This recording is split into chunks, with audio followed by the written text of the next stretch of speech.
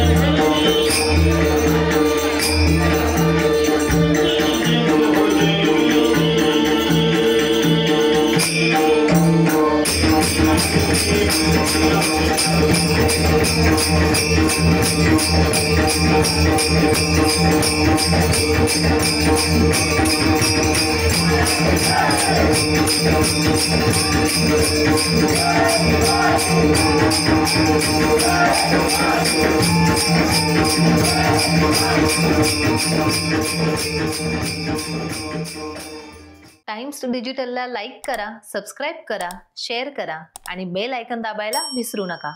पाहत रहा times digital.